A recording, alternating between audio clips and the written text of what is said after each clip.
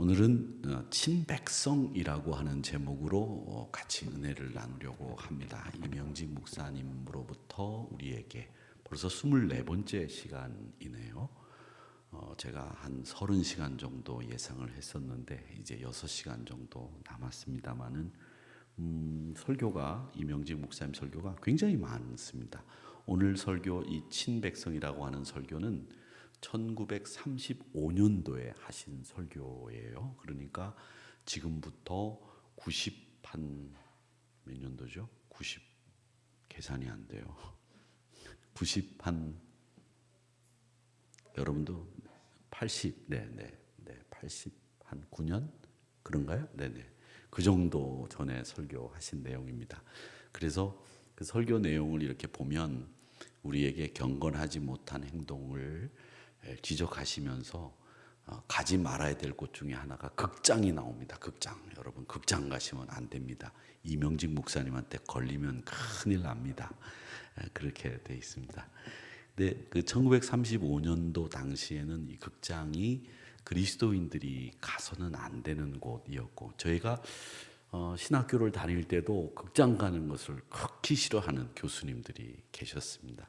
근데 요즘엔 극장 가는 거를 못 가게 하지 않죠? 청년 예배 끝나고 2부 순서로 극장을 다 가서 영화를 보기도 하고 그러는데 그런 시대의 설교입니다. 그러니까 좀 오래된 설교이기 때문에 우리와 안 맞는 것들이 참 많이 있다 이런 생각이 듭니다. 홍길동전 여러분 아실 겁니다. 저희들은 국어책에 이 홍길동전 이야기가 나왔는데 그 국어책에 보니까 그런 얘기 있습니다. 아버지를 아버지라 부르지 못하고 형을 형이라 부르지 못하는 내 신세가 처량하고 하도 억울해서 집을 나가겠습니다. 아버지에게 그렇게 얘기를 하고 홍길동이 집을 나가죠. 그 집을 나가면서 이제 의적이 됩니다. 소위 활빈당이라고 하는 것을 만들어 가지고 사회적인 모순을 바로잡고 가난하고 고통받는 백성들을 위해서 의적 활동을 벌이는 이 이야기의 시작이 아버지를 아버지라 부르지 못하고 형을 형이라 부르지 못하는 자기 신세를 한탄하면서 시작이 됩니다.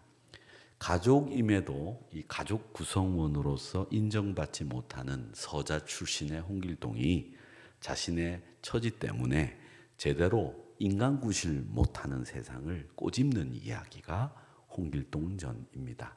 조선시대에는 양반, 상놈, 평민 아주 계급이 분명하고 뚜렷하게 있었고 또 서자는 입신양명할 수 있는 기회가 전혀 주어지지 않았고요. 또 평북, 평안남도, 평안북도로 지금은 나눠져 있지만 그쪽에 있는 분들은 아예 과거를 볼 수 없게끔 막아두었던 그런 일들이 조선시대에 있었죠. 우리는 예수 믿는 사람들이고 또 새로운 세상을 바라보는 사람들입니다. 예수님 믿고 새로운 친족 관계가 만들어졌죠. 하나님을 우리는 뭐라고 부릅니까? 아버지라고 부릅니다. 예수님을 우리의 구세주라고 부르고 또 혹은 우리의 주인, 마스터라고 하는 말을 씁니다. 그래서 우리 예수님이 내 인생의 주인입니다. 이렇게 이야기를 하시면서 저는 그의 양이고 종입니다. 이런 얘기를 하면서 새로운 이 관계를 우리가 예수 믿으면서 만들었습니다. 그리고 초대교회 당시에는 남자 성도들을 모두 다 뭐라고 부르느냐면 형제, 브라더라고 불렀어요. 여자 성도들은 무조건 다 자매, 시스터라고 불렀습니다. 그래서 초대교회 신자들을 보고 많은 외부인들이 오해를 했어요. 저희 집사람하고 제가 자매님 이렇게 교회에서 불렀는데 둘이 손잡고 집으로 들어가서 애 낳고 살아. 그래서 사람들이 젊은 자식들은 어떻게 된 인간들이 자매라고 부르는 사람하고 같이 사느냐 이렇게 이야기를 했단 말이죠. 그런데 모든 부부든 누구든 교회 안에 들어오면 교회 안의 질서에 맞게 살았어요. 그래서 남편을 남편이라 부르지 않고 다 형제라고 불렀습니다. 다 부인조차도 자매라고 불렀다. 이건 완전히 새로운 가족 관계를 예수 안에서 초대교회가 만들었다는 이야기입니다. 지금이야 그렇게 되지 않죠. 지금도 보면 교회 안에서 형제님, 자매님 이렇게 부르는 분들이 계실는지 모르겠습니다만은 요즘은 친하면 다 예제하고 야 창룡아 너 잘 있었냐 이렇게 이야기를 하지만 교회 안에서 맺어진 인간관계는 예제도 물론 좋습니다. 그러나 더 좋은 것은 그리스도 안에서 우리가 가족이라고 하는 인식을 가지고 예제하는 것은 상관이 없고요. 그리스도 안에서 우리가 새로운 가족이 됐다는 그런 뜻으로 이름을 친근하게 부르는 거 상관이 없습니다만은 이 그리스도 안에서 새로운 가족이 되었다는 인식이 없이 인간적인 친근감 가지고 반말을 하거나 또 친근하게 이름을 부르거나 이런 것은 저는 반대합니다. 그러니까 그리스도 안에서 너와 내가 새로운 가족 되었습니다. 그런데 우리는 친하게 가족처럼 그 안에서 이름 부르고 그 안에서 형 동생 하는 것은 상관없으나 그리스도 안에 아닌 인간적인 친감만 가지고서는 예제하지 마시고 형 동생 하지 마십시오. 그리스도 안에서 새로운 가족이다라고 하는 그 인식하에서 친근하게 부르고 친근하게 대하는 것이 마땅하다. 저는 그렇게 생각을 합니다. 그런데 우리가 그리스도 안에서 우리가 다 새로운 가족들이 됐기 때문에 이게 우리 인간적인 관계로 맺어진 게 아니라 그리스도 안에서 가족 관계가 만들어진 거예요.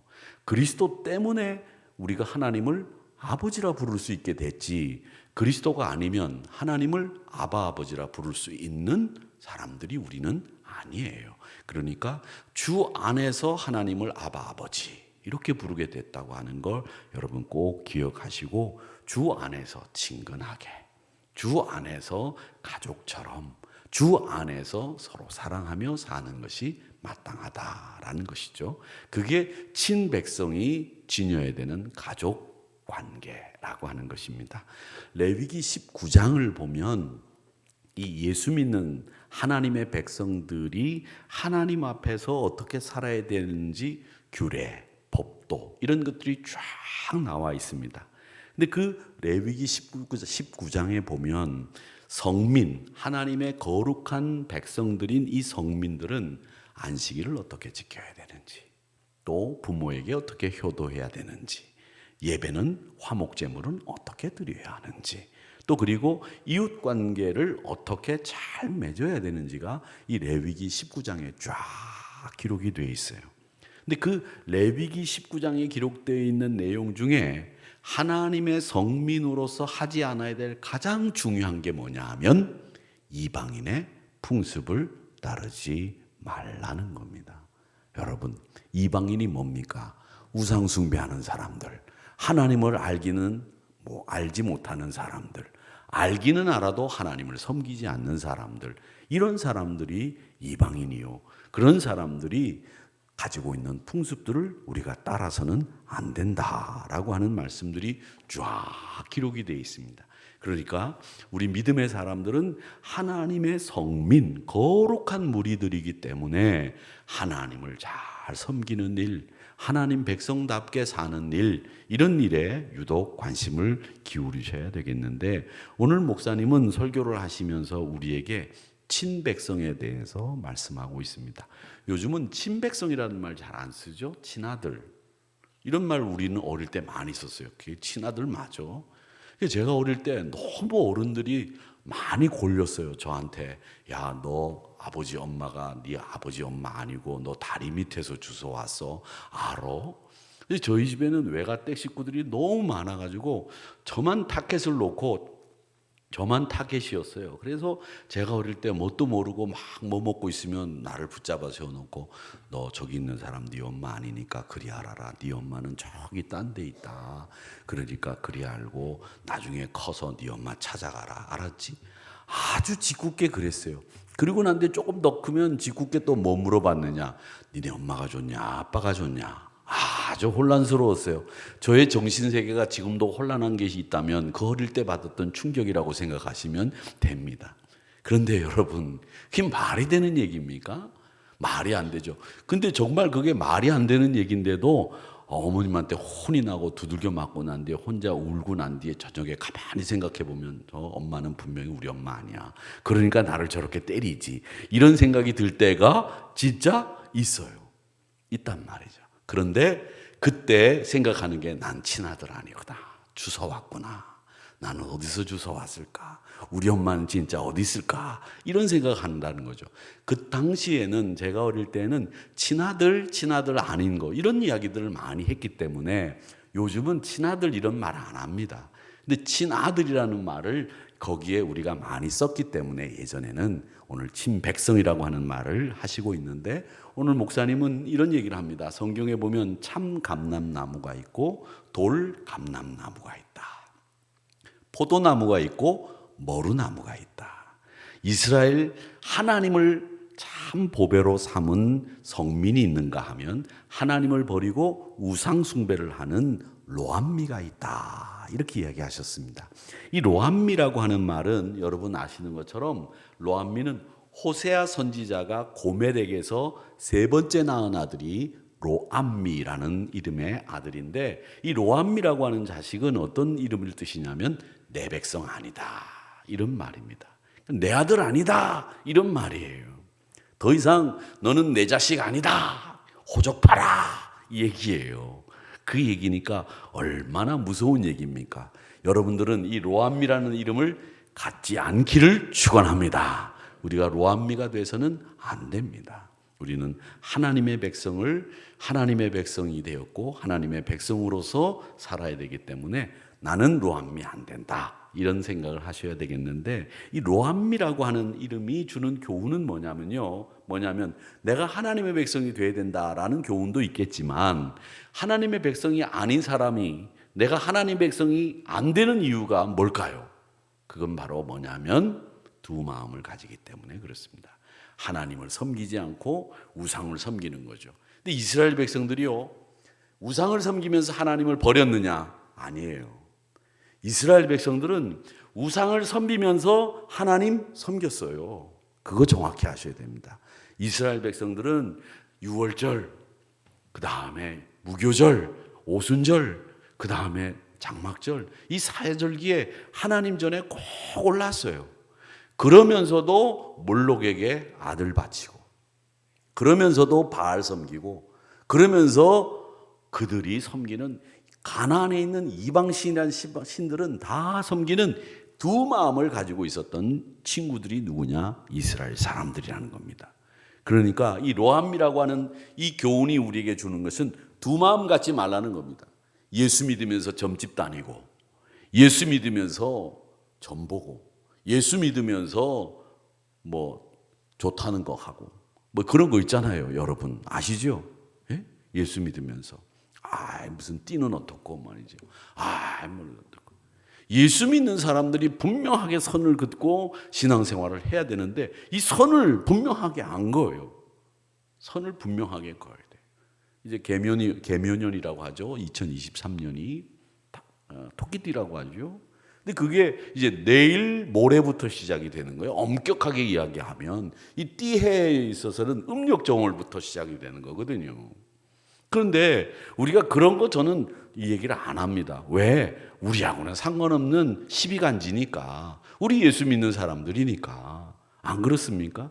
그런데 우리가 그런 걸 가지고서 얘기를 한단 말이죠. 그런 걸 가지고 이렇게 저렇게 사람들 평가하고 말이죠. 거기에 평가하는 게 한두 가지입니까? 우리가 사는 삶 속에 혈액형 가지고서 사람을 얘기합니다. A형은 어떻고 B형은 어떻고 O형은 어떻고 AB형은 어떻고 제가 AB형이에요. AB형 머리 좋다고 하는데 저 머리 별로 안 좋아요. 제가 아무리 봐도 안 그런 것 같아. 그러니까 다 일률적으로 똑같지 않아요. 천편일률적이지 않다고요. 그건 믿지 말라고 하지 않습니까? 그런데 그런 걸 믿어요.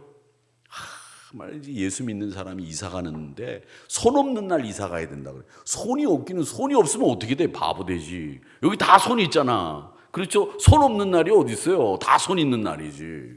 손 없어 봤어요? 큰일 나죠. 그런데 예수 믿는 사람도 그런 날을 따진다는 거죠.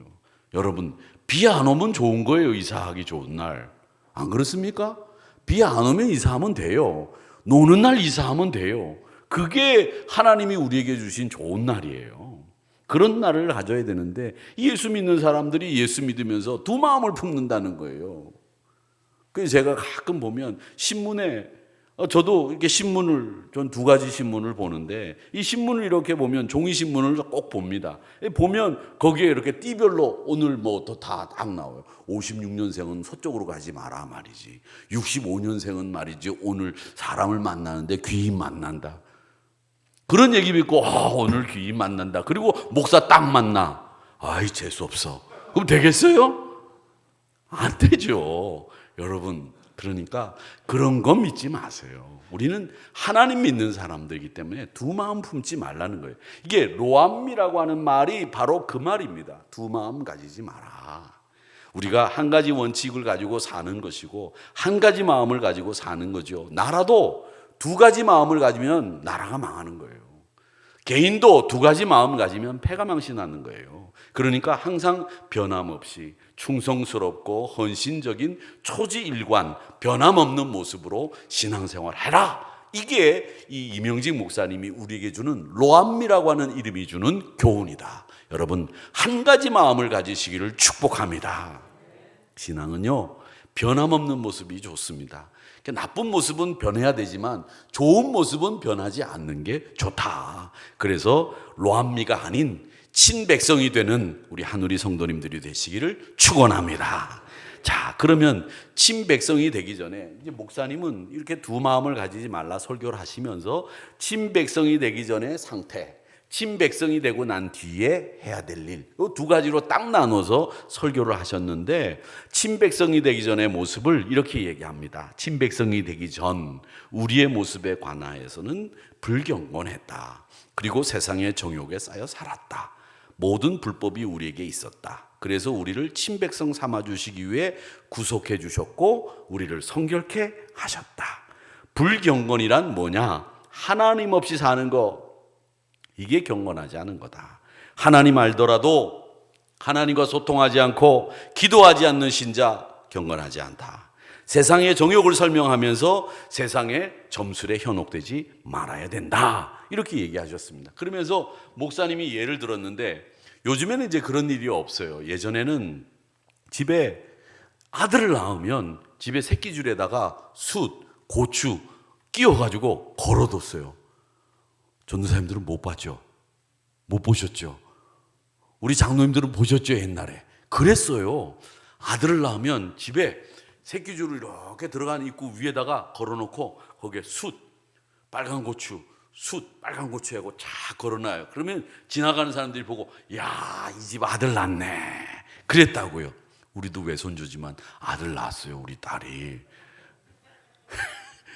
그게 걸어두는 게 그런 거예요. 그게 뭐겠습니까?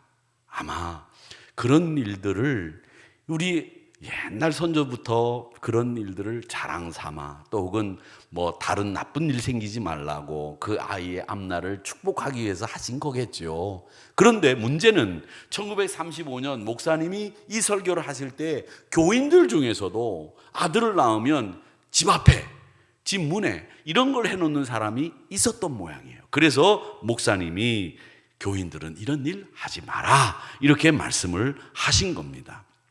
또 목사님은 이 일을 얘기하시면서 또 한 가지 얘기를 하세요. 또 어떤 얘기를 하시냐면 어떤 신자들 가운데에는 성경을 가지고 점을 본다고 하셨습니다. 성서를 어디든지 펴서 보고 좋은 말인가 아닌가를 가지고 그날의 운수를 점치는 신자들이 있는데 이거 안 된다. 성경이 사람의 점을 치는 성경이 아니다. 하나님의 말씀이다. 이렇게 얘기하셨습니다.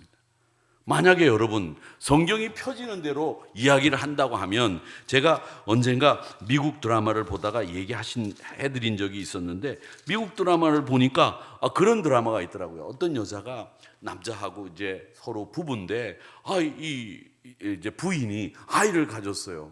아이를 가지니까 이제 생각지도 않았던 아이가 생겼으니까 이거 낳아야 될런지 어떻게 해야 될런지 모르니까 남편하고 상의를 하는 겁니다.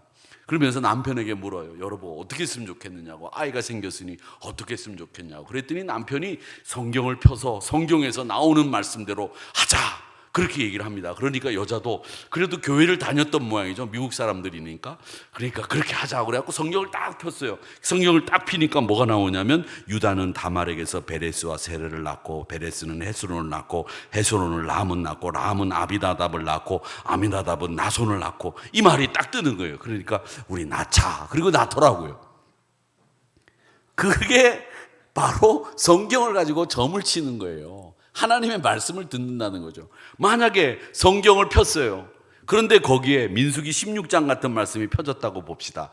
민수기 16장 35절 말씀에 보면 하나님 앞에 제사 드리다가 하나님이 불을 내려가지고 분향하는 250명을 불태워 죽여버리는 그런 장면이 나와요.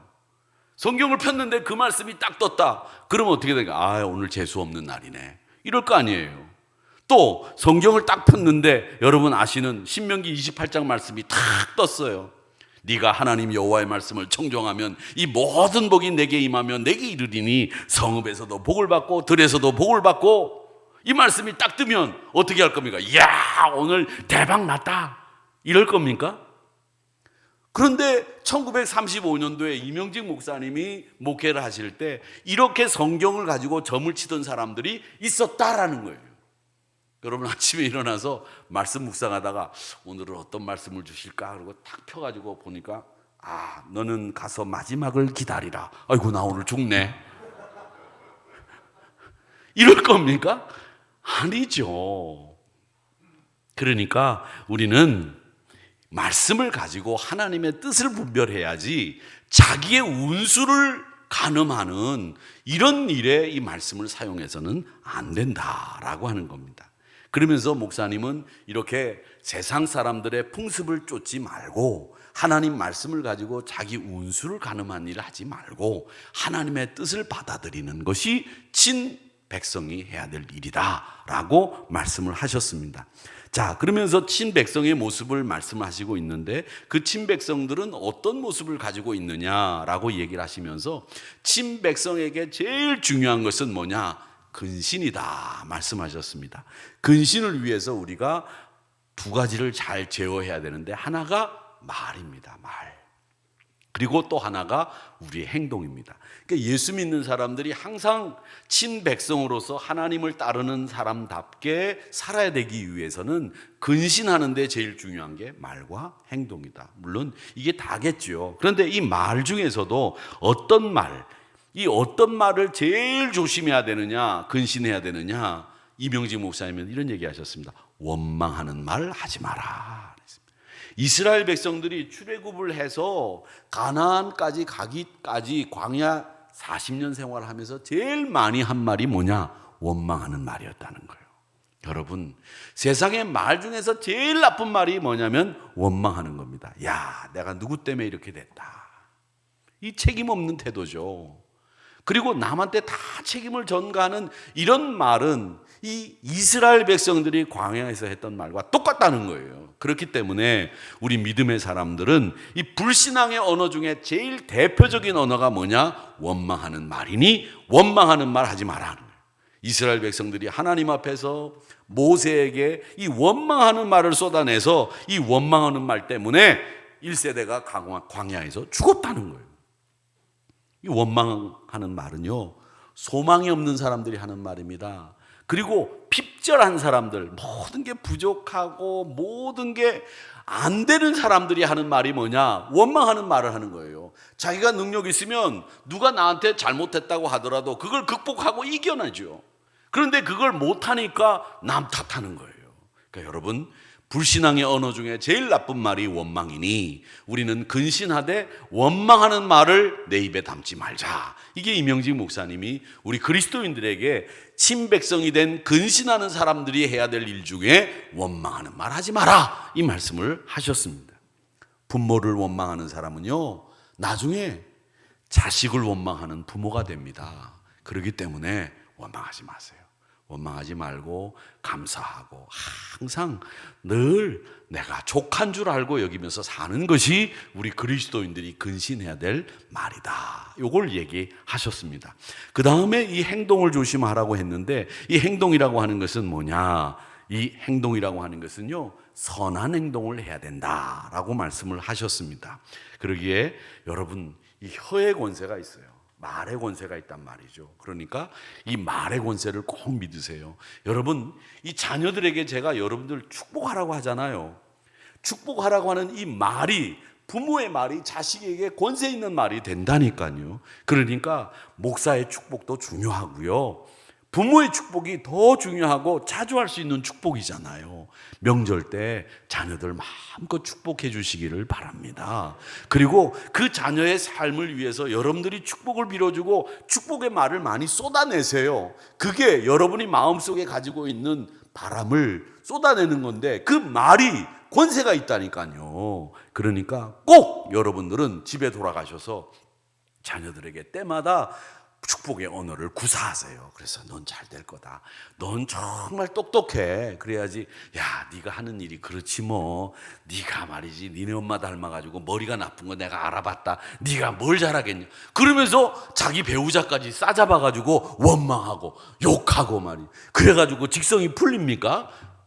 그러지 마세요. 그러지 말고, 니네 엄마가 말이야 나한테 없는 게 있는데 나는 참 성격이 모난데 니네 엄마 성격은 참 둥글고 예쁘지 않냐. 근데 너는 그걸 닮았어. 그래서 넌 나를 안 닮은 게 참 다행이다. 얼마나 겸손하고 좋아요. 그러면은 부인이 그날 저녁에 여보 당신 참 고마워 이렇게 얘기하든가, 참 당신은 못됐네, 당신은 원래 그런 인간이네 이렇게 얘기하겠어요? 아니죠.